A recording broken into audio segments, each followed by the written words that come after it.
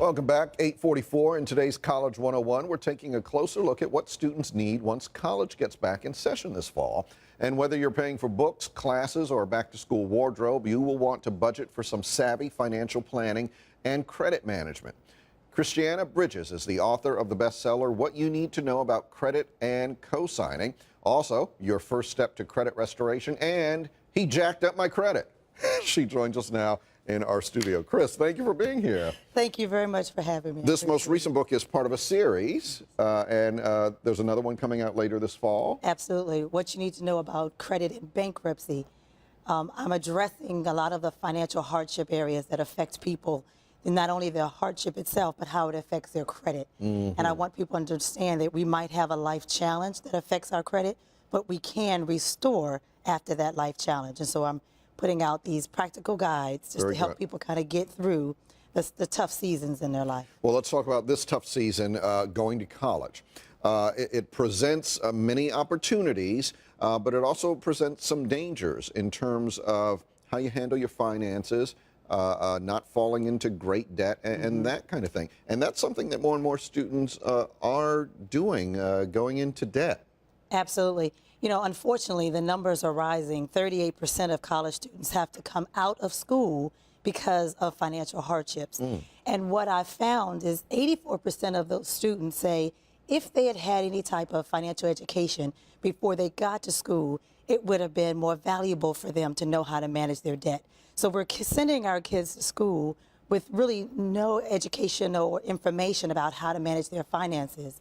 And so when they get to school, of course, they get teased by the credit card offers and all of this, and then they don't know what to do with it. So to them, it's free money because they don't understand that money doesn't grow on trees and plastic is not free. Right. So let's address that first, because the credit card companies are right on campus pitching to the students, and it's very, I won't say it's easy, but it's relatively easy to put in an application and get a credit card for whatever the amount is. Absolutely. And the card reform that was passed in 2009, and then it was reformed, actually the Card Act and reformed in 2010, was supposed to address that. It basically said now that students have to prove that they have the right income, or they have to have a cosigner if they're under 21. The problem is, just like anything, we pass great law, but it takes a bit for things to get implemented, and there is always workarounds, right? So most college students on campus, as a freshman their first week, they don't have a job. Right. And so we know that that's, unfortunately, though, they are still solicited.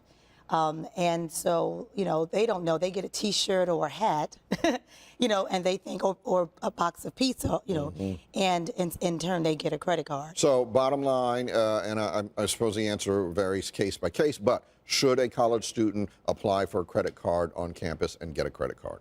My answer would be no, unless they've already had information and education before they got to campus. And that raises me, I think parents, quite frankly, should be preparing for college at birth as far as putting money aside for savings. But during high school time is when you start to teach your children about financial management and introducing them to credit management. So when they get to school, first of all, they may have already started establishing credit to be an authorized user or some other type of strategy.